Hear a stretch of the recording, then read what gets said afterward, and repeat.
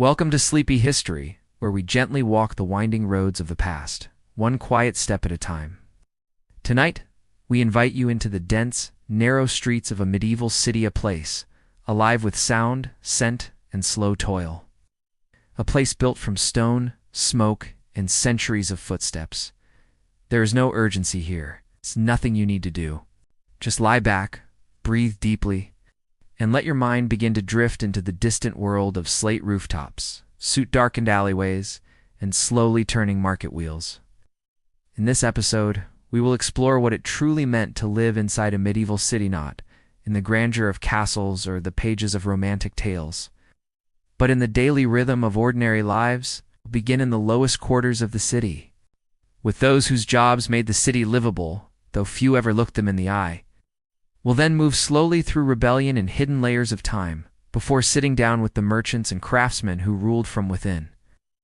Let the noise of your day fall away. In its place, the distant clatter of wooden wheels on cobblestones, the toll of a church bell somewhere above the rooftops, the faint scent of hearth smoke drifting through an open window.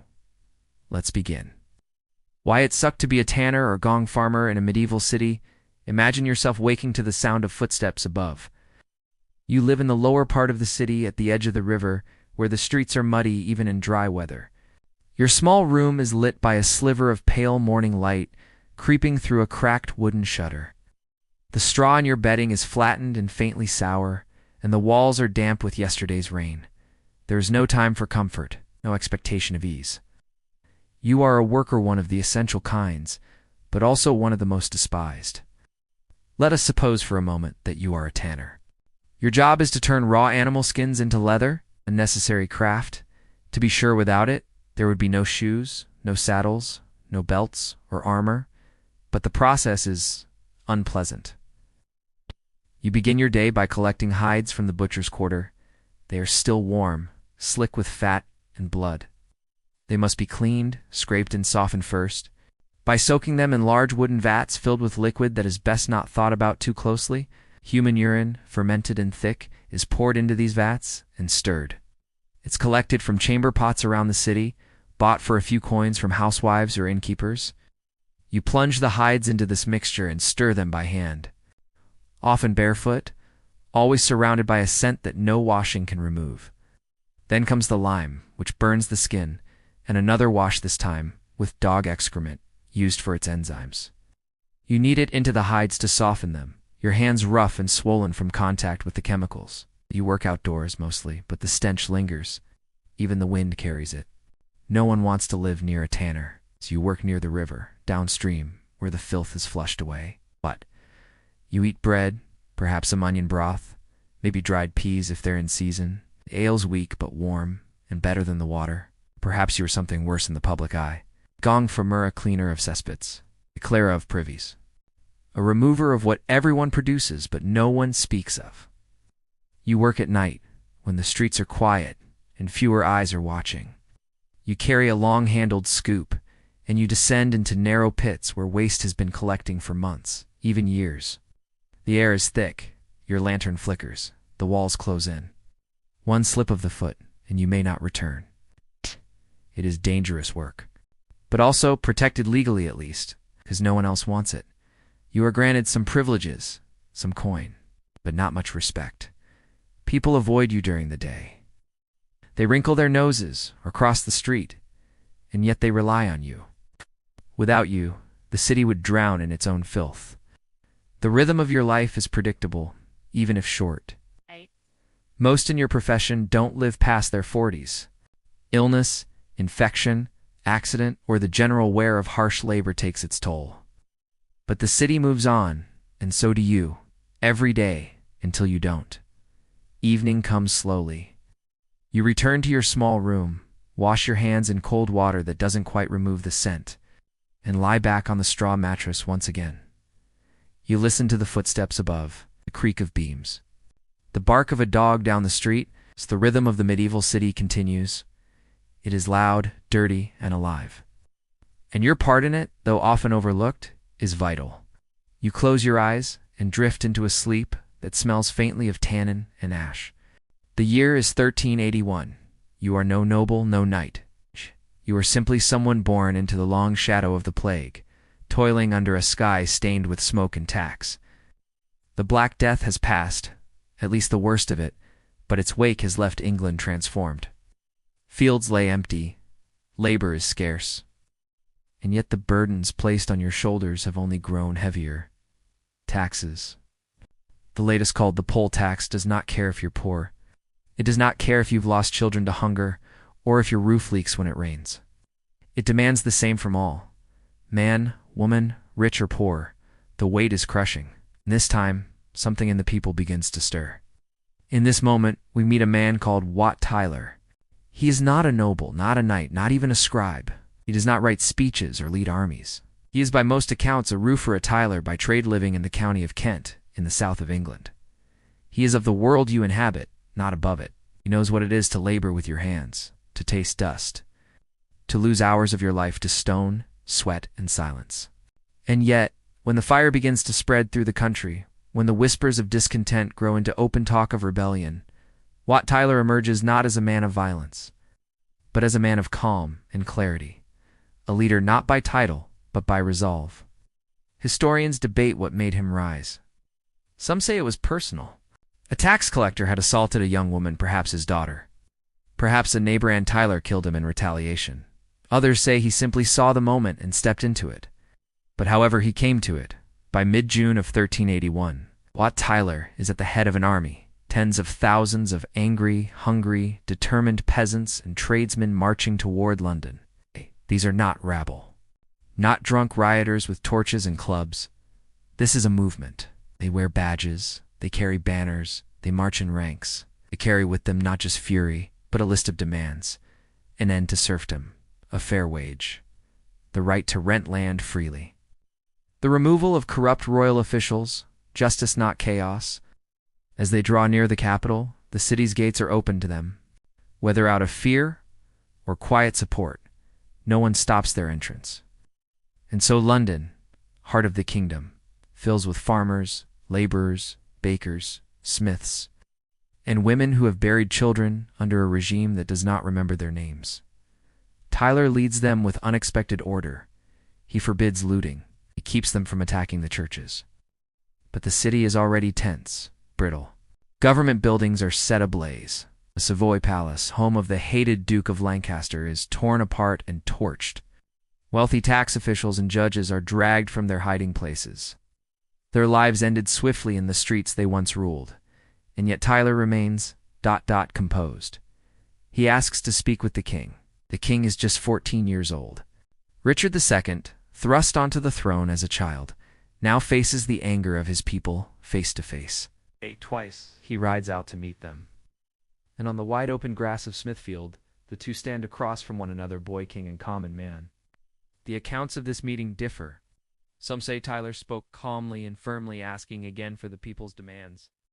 Others describe a moment of tension. Perhaps Tyler drank too boldly from a cup in the king's presence. Or perhaps he made a hand motion the guards interpreted as a threat. Either way, what followed was swift, almost thoughtless. The mayor of London, William Walworth, lunged forward, a sword drawn. Others followed. Tyler was cut, stabbed, thrown to the ground. The rebels gasped. The man who had spoken for them, fallen in a heartbeat. Then the king, just a boy, rode forward. He spoke to the crowd, trying to calm the panic, saying, "You shall have no captain but me." A line remembered by some as wise, by others as manipulation. The rebels, shaken, leaderless, uncertain, began to drift. The crowd broke apart. Some believed the king would honor the demands. Some simply feared what might follow if they stayed. But promises, like footsteps, fade. Wat Tyler was dead, his head placed on a spike above London Bridge. The other leaders of the revolt were hunted. Many were executed. Within weeks, the rebellion was crushed. Serfdom remained. Taxes continued. The nobles breathed easier, yet something had shifted. Though their moment was brief, the ideas voiced by Tyler and the commons never entirely disappeared. Over time, slowly, painfully, serfdom in England would fade away, not abolished by royal decree, but worn down by centuries of quiet resistance. Wat Tyler became a ghost of history, a flicker, a name scribbled in the margins, No statue was raised in his memory. But even now, when the wind moves across the field at Smithfield, where market stalls now hum with quiet trade, you can still imagine the moment. A man calm and clear, standing for justice, and a boy king, unsure of the path before him. Their eyes meet across centuries, frozen in time. And as the city moves on, the echoes of that day still whisper beneath its stones. Beneath your feet, the past is not gone. It is layered brick by brick, bone by bone, quietly resting beneath the noise of the modern world. You walk the cobbled streets of a medieval city, but under every step lie the hidden layers of a lifelong forgotten. The foundations of crumbled houses, broken pottery, worn-out shoes, the remnants of meals and yes-bones. Not the clean, ordered rows of modern cemeteries. No polished headstones or tidy memorials. The dead of the medieval city lived among the living, and their remains settled beneath streets, courtyards, churches, and even the homes of those who never knew them. In many medieval cities across Europe, the archaeological record is startlingly rich. Over centuries, cities grew not by expanding outward, but upward. They layered themselves, paving over the old with the new, never quite removing the traces of what came before. And so, when modern archaeologists dig down whether for subway tunnels or new sewer lines, they often find not artifacts, but entire ghost neighborhoods preserved in the earth. Take London, for instance. In 1986, workers expanding a building near Spitalfields Market uncovered something unusual. Not a Roman villa, not a medieval well, but a graveyard. And not just any graveyard, a plague pit, vast and unmarked, where the victims of the Black Death had been buried hurriedly, sometimes in layers 6 deep. The dead had been placed there in haste, wrapped only in sheets, their names forgotten. Over 4,000 bodies were eventually recorded in that single pit. Silent, anonymous victims of a silent, invisible killer. These mass burials were common. When the plague swept through a city, and it often did, there was no time for ceremony. Churchyards overflowed. Gravediggers collapsed from exhaustion. Entire families were buried together, indistinguishable in death. And the living moved on, often building directly atop the graves as land was scarce and memories were short. But it's not just disease that left its mark. In York, Paris, and Cologne, excavations of medieval rubbish heaps tell quieter, more intimate stories. Broken bowls, leather shoes with soles worn thin from long days of walking, pouches containing long decayed herbs, tiny bones from cooked birds, perhaps pigeons or sparrows eaten quickly on a street corner. In these humble fragments we glimpse a world of habits. What they ate, how they repaired what was broken, what they considered worth discarding. The detritus of a life is a kind of quiet biography. Then there are the strange discoveries, the ones that suggest stories we can't fully explain. At Wareham Percy, a deserted medieval village in northern England, archaeologists found dozens of skeletons buried in a way that puzzled them. The bones had been intentionally broken after death heads removed, limbs rearranged. Was it superstition, fear of the undead, a ritual no longer remembered? No one can say for sure. Theories range from burial customs to the guarding against what was once feared as a revenanta returning corpse, a walker of the night. In the crypts of San Francisco Monastery in Lima, Peru, skulls and femurs are arranged in perfect radial patterns, stacked neatly beneath the floor of the church. These were collected deliberately human remains, not hidden, but displayed. Death, in this time and place, was not something to keep at a distance. It lived beside you, beneath you, above you, and it still does. Even under seemingly ordinary buildings, traces remain. A tavern collapses, and underneath it archaeologists find not coins or goblets, but chicken bones, seed husks, a clay pipe, and an oil lamp. A courtyard dug up for drainage work. Reveals a medieval latrine still pungent after hundreds of years, filled with discarded textiles, utensils, and bits of cloth. A Guildhall reconstruction uncovers stone foundations built upon Roman ruins, showing how cities reused even the bones of earlier civilizations. All of these fragments combine into a slow, quiet language, the language of archaeology. It is not the grand battles that leave the clearest mark. It is not kings or conquests. It is the everyday, The chamber pots emptied into alleyways, the hearth ashes swept outside, the broken spoon thrown aside and forgotten. These are the moments that endure. These are the pieces we rediscover centuries later, held gently by gloved hands, labeled, catalogued, and returned to the earth or museum shelves. Sometimes, when workers dig in cities today, they find bones without context, femurs, jawbones. Bits of skull end must stop construction while teams assess what lies below. Sometimes the remains are reburied. Sometimes, if enough is found, the city's plans are altered altogether, because the dead are still here. They lie under parks and pavements, under apartment blocks and train stations. They rest in silence, holding tight to the stories we forgot to write down. They do not disturb, but they are never far away. So the next time you walk a quiet street in a historic city, remember, you are walking above layers of time, above shoes that once walked the same path, above lives once just as real as yours, filled with worries, with routines, with quiet hopes and everyday losses. The city is built on them, and they are not gone. It's only sleeping. As the grime and labor of the lower city fade behind you, imagine ascending a broad stone staircase. You are entering a place far removed from the tannery stench or the rattle of market carts. This is the guild hall, the beating heart of the city's elite craftsmen, merchants, and civic leaders, world of carved beams, long oak tables, and flickering candlelight. Here, in rooms warm with firelight and filled with the scent of roasted meats and spiced wine, life follows a different rhythm.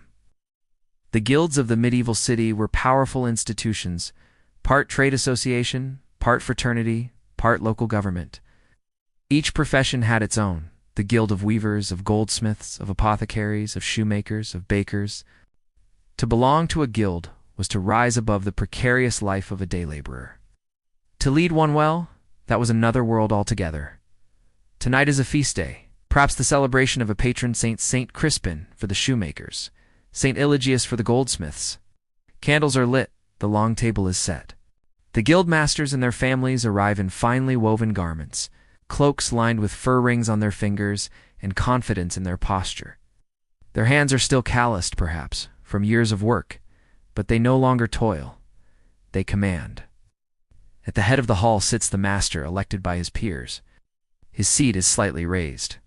The walls around him display symbols of the craft, wooden molds, ceremonial tools, embroidered banners. A small choir of apprentices might perform a hymn. Someone reads aloud from the guild's founding charter. There is order here, strict hierarchy, carefully maintained records, rituals passed down for generations. Then the food arrives.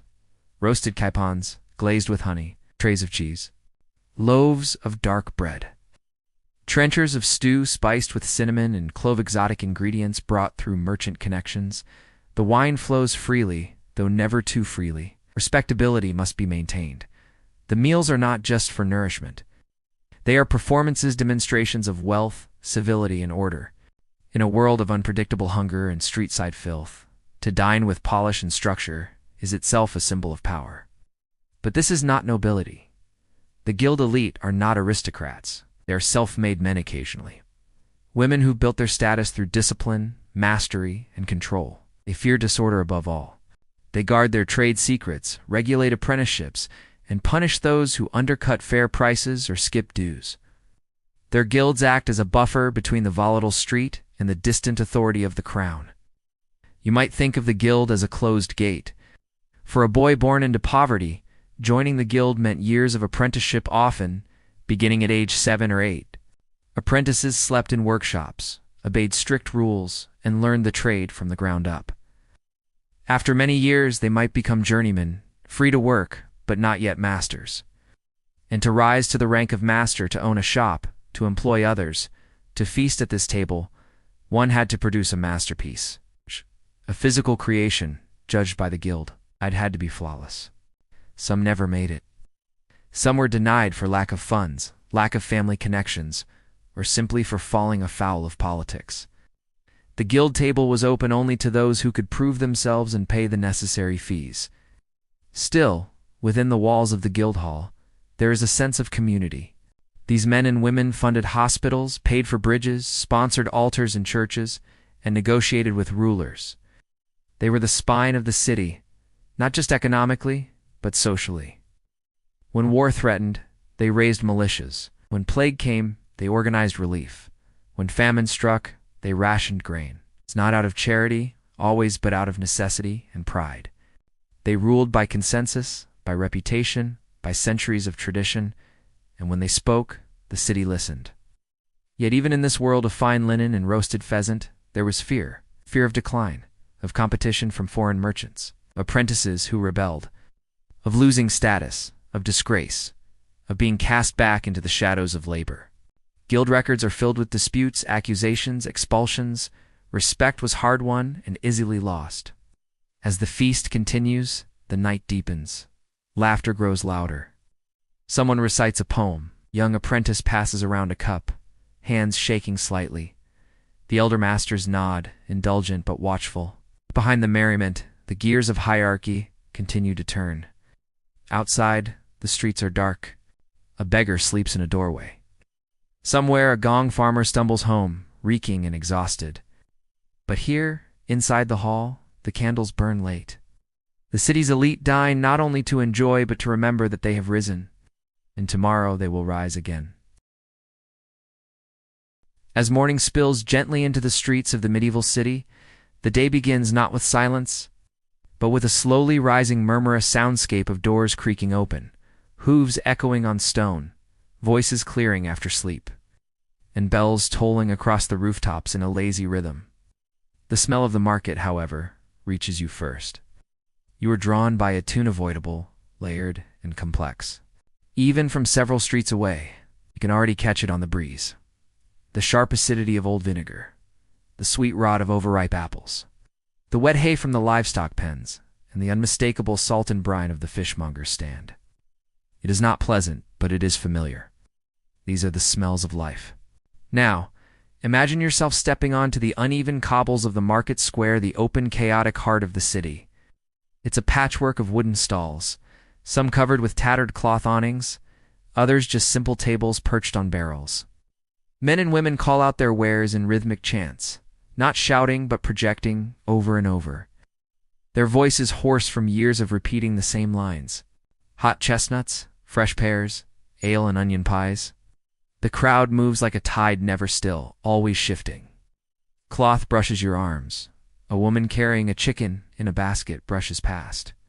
A child clings to her skirts. To walk through the square is to give up personal space entirely. Here, bodies press in on all sides. Sensory overload is a constant companion. Your ears are filled with the competing cries of merchants and buyers, animals bleating, cartwheels creaking, and occasionally the distant clash of the church bells keeping time. The bells do not ring to announce anything special, only the passage of another hour, another piece of the day consumed. Let your eyes wander. A row of fish laid across a stone slab, their glassy eyes staring up, gills tinged with red. A stack of cheese wheels, yellow and cracked, swarmed by flies despite the herb sprigs laid over them.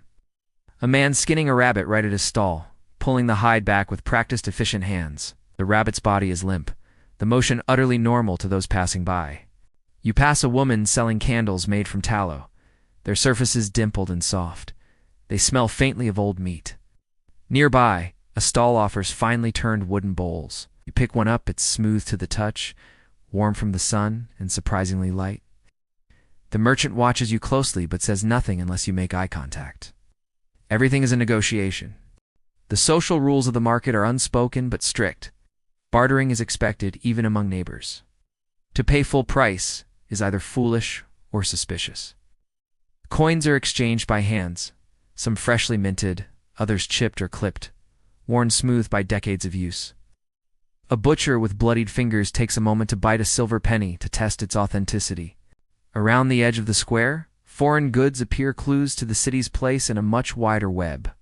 There are almonds from Spain, dried figs from the eastern Mediterranean, blocks of salt from the mines of Poland, and thin bolts of patterned silk that hint at journeys through Persia or beyond.